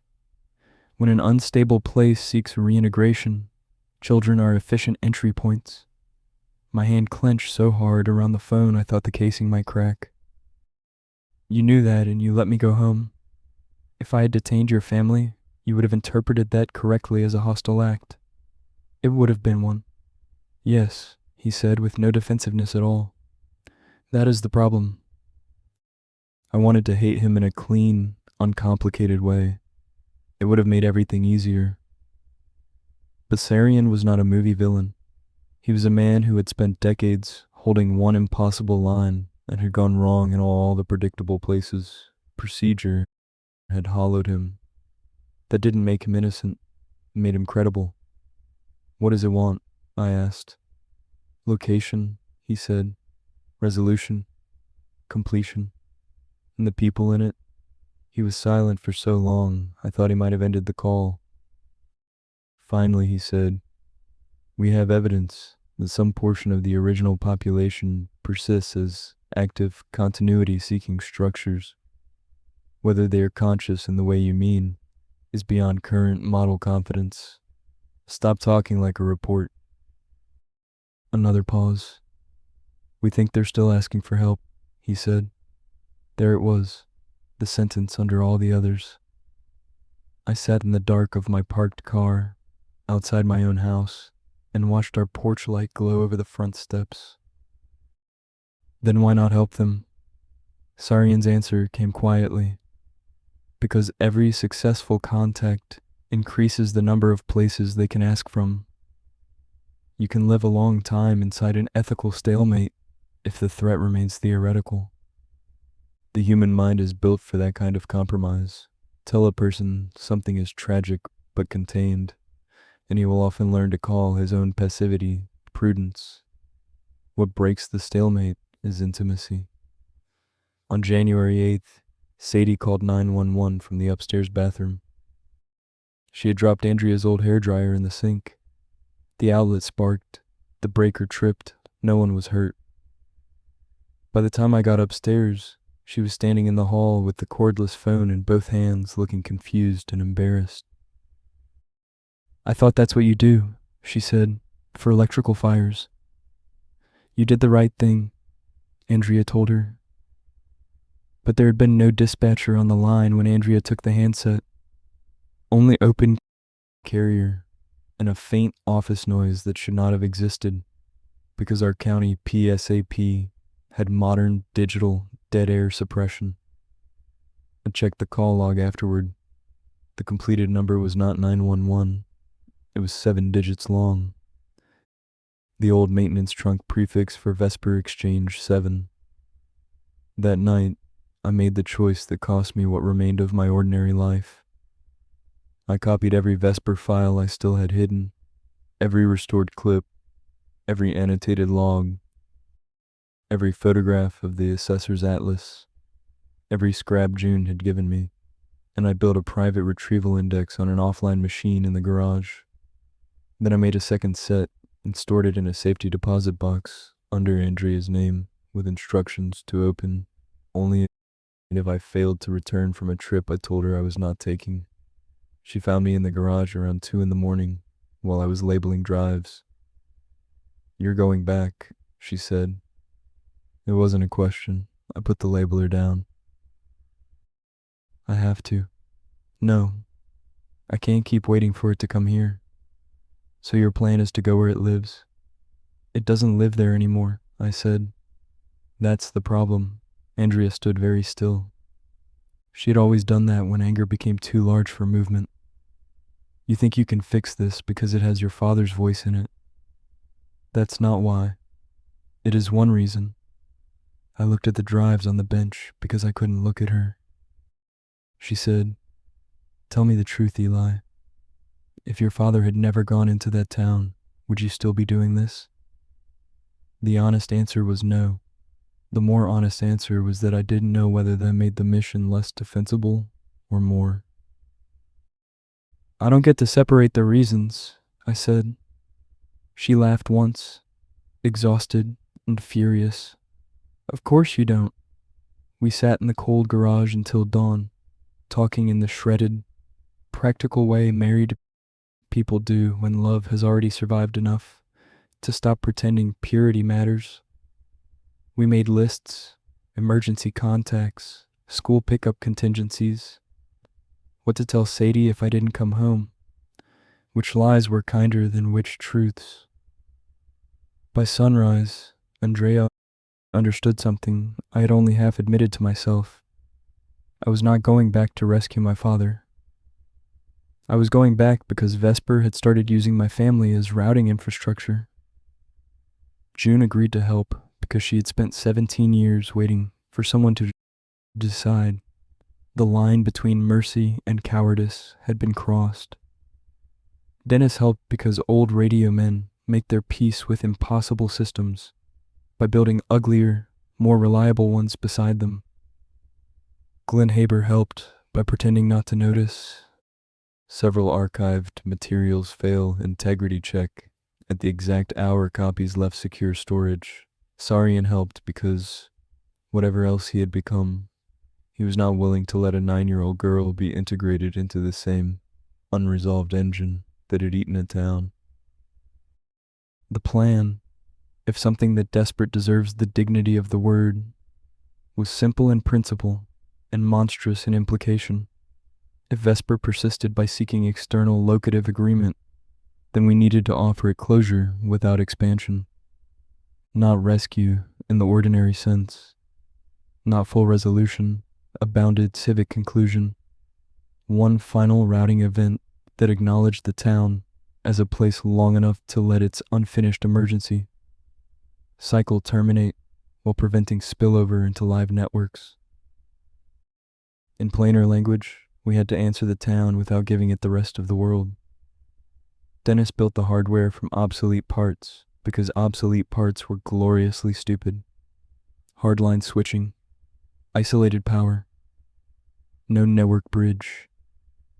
June reconstructed call flow logic from memory. Sarian's team produced a portable containment lattice built around the school slab, the one structure that seemed capable of acting as a stable civic anchor. I supplied the archives because someone had to know what names belonged to the dead and what roads had meant something before the map began breeding. The hardest part was the voice. Vesper trusted dispatch, or whatever in Vesper had become procedure trusted dispatch. The calm female operator had been there from the start, guiding, confusing, stabilizing, feeding addresses into the wound. Sarian believed that if we introduced a competing dispatch authority rooted in original records rather than proliferating signage, the town might converge on evacuation instead of replication. "Who does the talking?" June asked during the final prep meeting in the switching hut. No one answered. Then they all looked at me. At first I thought it was because I knew the tapes best. Then I understood the crueler reason. My father's last surviving coherent objective had been evacuation to the school. Vesper had already demonstrated it could use identity continuity. If anyone could call people toward the right endpoint without strengthening the wrong bridge, it might be the son of the man who had tried to get them there the first time. Andrea didn't speak to me for the last 48 hours before I left. Not out of punishment, out of economy. There are moments when language only enlarges pain without improving meaning. She packed me 2 changes of clothes, my winter gloves, and the old silver St. Christopher medal my father had kept on his keyring. Despite not being religious enough to remember feast days, Sadie hugged me around the waist and said, "If you see the lady with the headset, don't let her tell you where my room is." I crouched down so fast my knees cracked. "What do you mean?" She frowned, searching for words. "She keeps getting it close, but then she puts their window on the wrong side." Children say things like that sometimes in dreams. Casual, devastating things that sound like nonsense until your fear provides the grammar. I kissed the top of her head and told her I loved her. At the basin, the air had that same layered feeling as before, but stronger now, as if 2 pressures were trying not to mix. The school slab sat inside a ring of portable equipment and low-mass lights hooded downward to minimize visual scatter. No federal insignia. No marked vehicles. Everyone moved quietly, as if loudness itself might count as a form of reference. Sarian handed me a field headset patched into the isolated console Dennis had built. "Once you start," he said, "do not improvise." "You say that like I've ever done anything else here." He accepted the hit. "Use only recorded civic identifiers from pre-event documentation. No novel signage, no speculative routes. If a caller gives you a name not in the archival set, redirect them to the school by landmarks, not streets. And if I hear my father," Sarian's eyes held mine, "then you remember why you're here." That answer made me hate him again, which was probably useful. We started at dusk because that was when Vesper cohered most strongly. Dennis energized the isolated switch. June opened the legacy routing logic. For 10 long seconds, nothing happened. Then the first line rang, not in my headset, in the basin. A phone ringing from somewhere down a street that wasn't there yet. The second ring hit the console. June nodded at me. I put on the headset and answered. "Emergency services," I said, and my own voice sounded older than I felt. "Tell me where you are." A woman came on the line, breathing hard.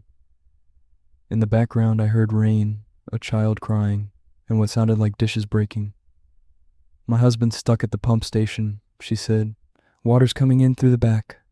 I can't find Collins anymore." My throat tightened, but training took over. "Listen to me," I said. "Do not follow any new street names. Go to the elementary school. Do you know the bell tower?" A pause, then, "Yes." "Keep it in sight. If the road changes, keep the tower in sight." June gave me a sharp look and made a circling motion with her finger. "Keep talking." "Take your child and move now," I said. "Leave the dishes. Leave anything you have to leave." The caller began to cry with relief, which is a sound I had heard from strangers all my career and never once found easier to bear. "Okay," she said. "Okay, we're going." The line clicked dead. Outside, one porch light bloomed in empty air and held steady. Second call, elderly male, Hallie's Market payphone. Wife collapsed. I redirected him to the school and told him to use the shopping cart if he couldn't carry her.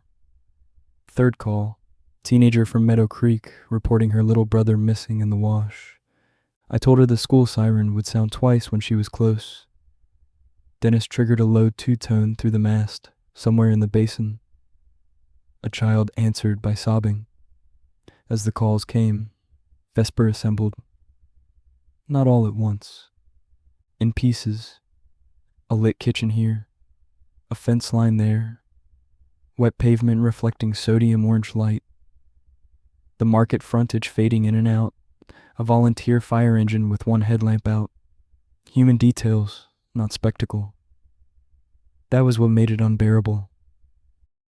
Every call was ordinary disaster sharpened by impossible geography.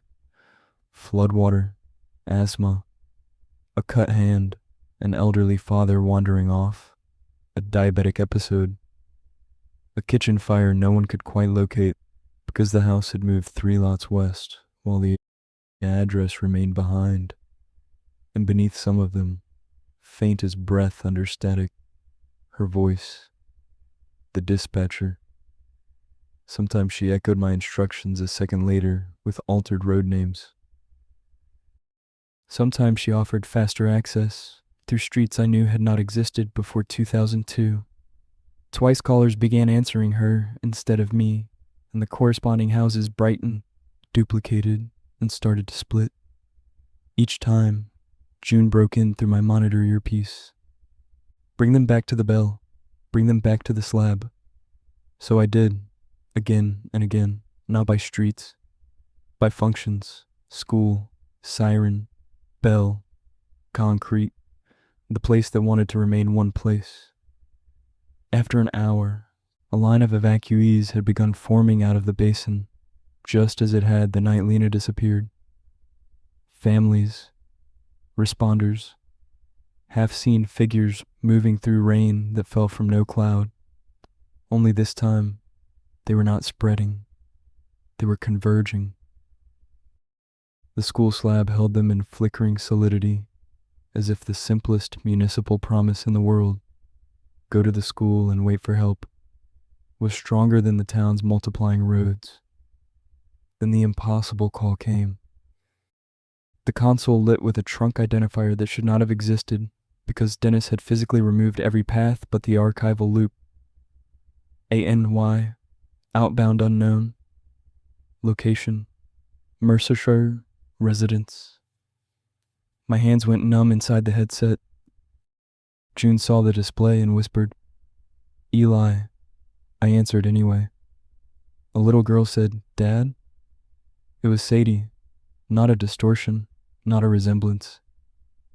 My daughter, with the exact small hesitation she used when she was trying not to sound scared. Every protocol in the room stopped mattering to me for one raw second. "Sadie?" Across the console, Sarian's face changed from concentration to horror. "Do not continue identity confirmation," he said sharply. But I barely heard him. "Dad," Sadie said again. "The lady says she found my room." Andrea shouted something in the background, not at me, at someone beside her. Then another voice came on the line. Andrea's.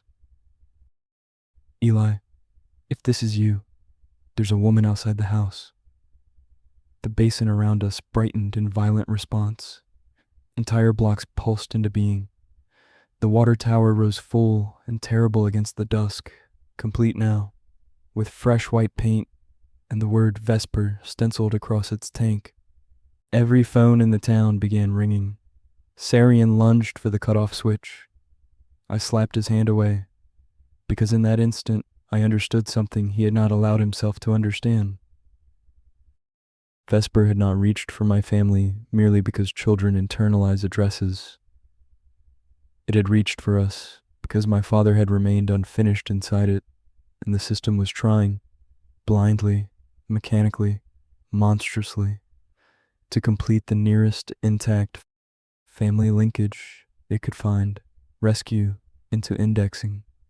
He had said, the town did not know the difference between reuniting people and routing them.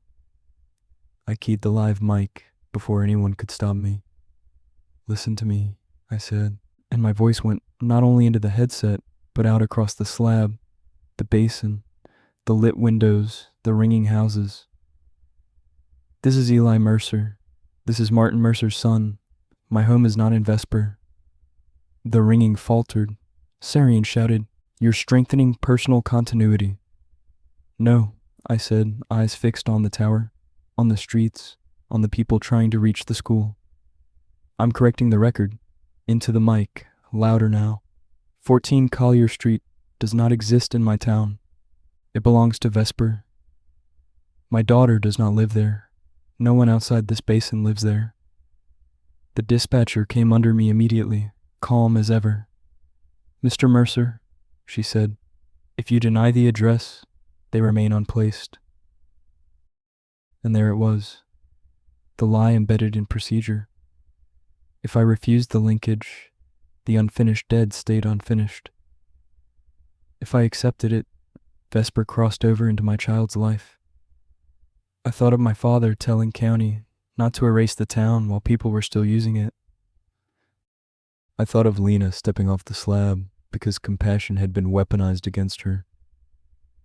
I thought of every emergency operator I had ever known, all of them trained that the first duty was to locate the caller, because without location, nothing else mattered.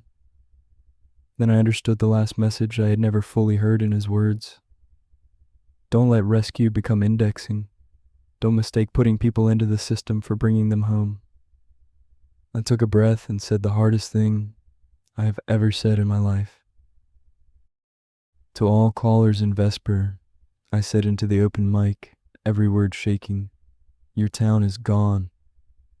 June inhaled sharply beside me. The dispatcher cut in, urgent for the first time. "Do not say that." I kept going. The roads will not take you out. The addresses will not hold.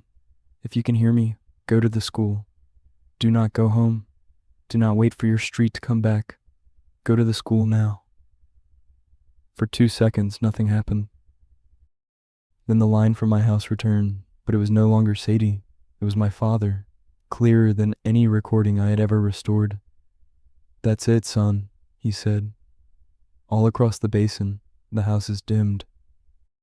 Not vanished, released. Porch lights went out one by one. Windows darkened, the duplicated streets thinned like fog under sunlight. And the people, God, the people, kept coming toward the slab, but now they no longer looked like they were trapped between versions. They looked tired, wet, human, like evacuees finally no longer being asked for their exact address before they could be helped. Sarian saw it too. He snapped orders to his team.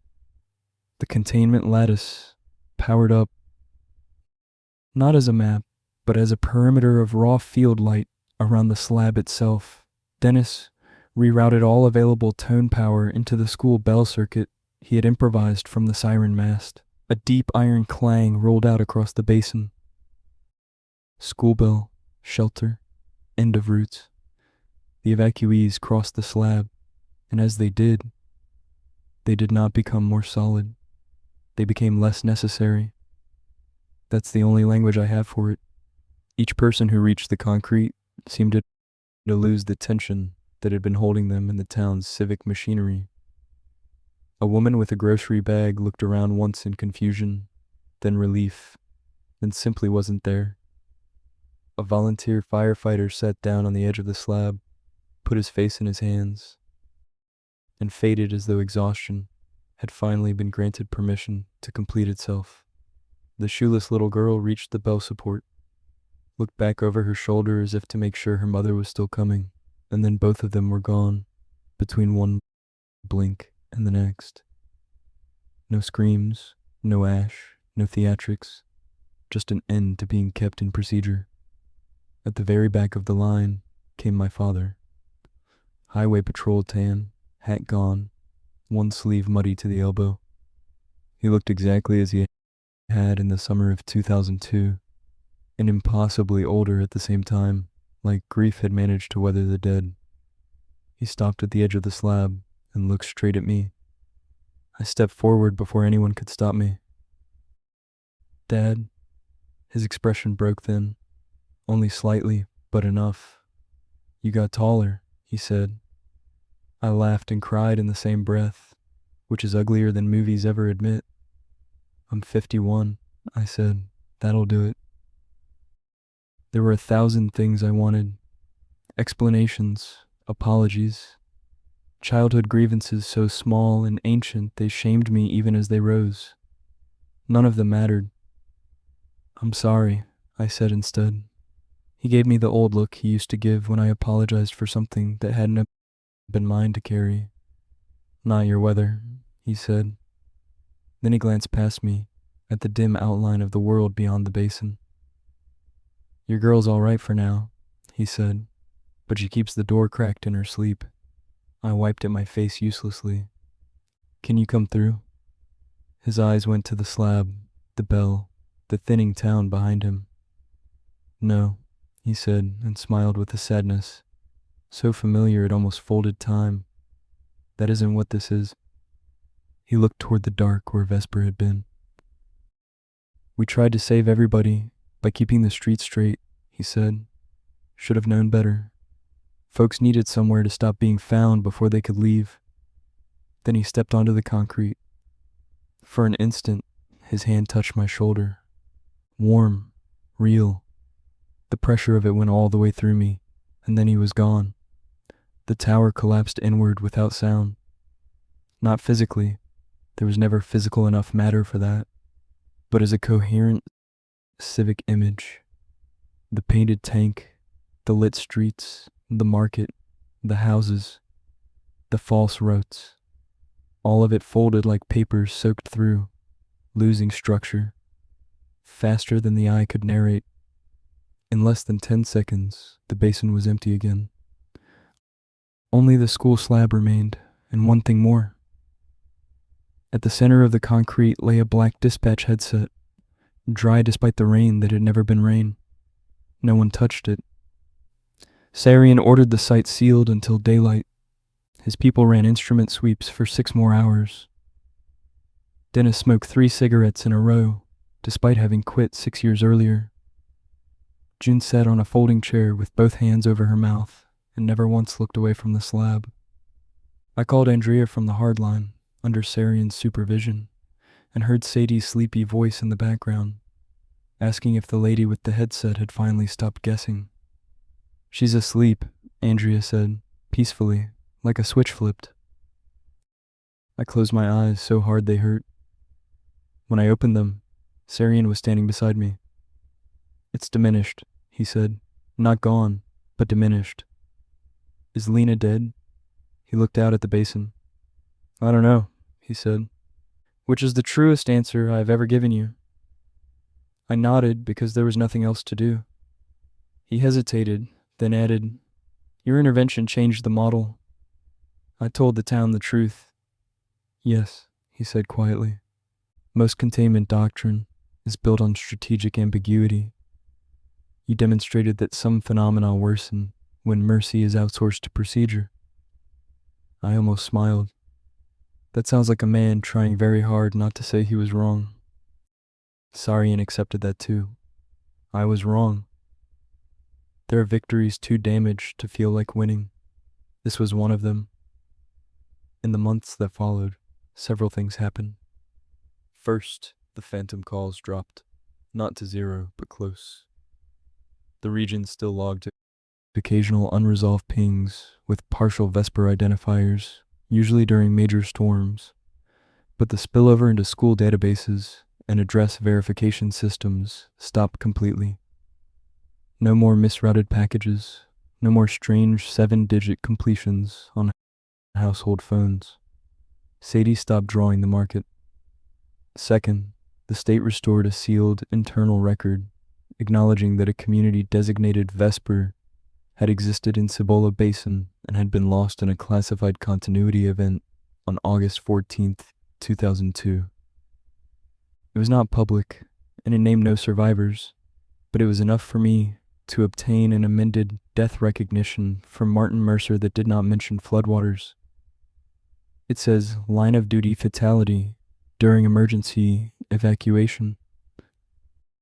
That is the closest the system has ever come to an apology. Third, Lena Ortiz reappeared for exactly 19 seconds. I need you to understand, I am not using that number poetically. 19 seconds. Dennis had rigged a passive monitor on the isolated archival loop in the event of post-closure activity. 43 days after the basin event, the monitor opened a one-way audio burst at 2:13 a.m. and automatically recorded it. The file begins with line hiss, then wind, then Lena's voice speaking fast, as if she were aware of a closing window. "Eli, if you get this, don't let them build anything residential near the south edge. The cemetery is acting like an exit ramp. I think I'm..." Then static, then very faintly, the dispatcher's voice. "She's on Birch Extension." Then the file ends. There's no Birch Extension now. I drove to the south edge of the old town boundary the next morning. There was nothing there but scrub, pale dirt, and a scatter of broken stones, half sunk in the earth. No new development has been approved in the basin since. Sarian saw to that. Whether out of wisdom, guilt, or both, I can't say. I left a recorder there anyway. Sometimes, on certain evenings, it captures a bell. So that's why I'm telling this now. Not because I think confession is cleansing. It isn't. Not because I want to ruin anyone's faith in the systems that keep ambulances moving and children found and house fires answered. God knows we need those systems. We need them desperately. I'm telling it because systems are made of habits, and habits harden into doctrine, and doctrine can become a machine that mistakes naming for helping. There are places and people and losses that do not survive, being converted neatly into whatever framework makes institutions feel in control. Sometimes the humane thing is to stop forcing the exact address and guide the frightened toward the one structure that still means shelter. And I'm telling it because 3 nights ago, after almost a year of quiet, Dennis called me at 11:47 p.m. and said the passive monitor had captured a new outbound line, not from the basin, from a municipal GIS test environment in Sacramento. The recording is 12 seconds long. First, there's the opening click of a connected call. Then a woman's voice, calm and professional, says, "Emergency services, what is your location?" A little girl answers very clearly, "I'm at the school. My mom is still trying to find the right street." The woman asks, "What town are you in, sweetheart?" And the girl says, "The one that comes back when people need help." Then, before the line dies, another voice enters from farther away. A grown woman, breathless, urgent. "Lena," she says, "tell Eli the headset is learning new maps."